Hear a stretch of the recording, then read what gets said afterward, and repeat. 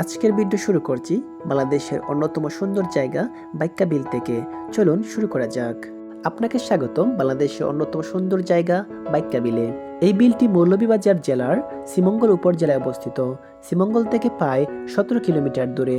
2003 সালে বাংলাদেশের সরকার এটিকে মাছ এবং অন্যান্য পানির জন্য নিরাপদ আশ্রয় হিসাবে ঘোষণা করে। এখানে আইড়, কই, মেনি, পলি, পাবদা সহ অনেক মাছ বংশবৃদ্ধি করে। এসব মাছ পরে পুরো হাওরে ছড়িয়ে পড়ে।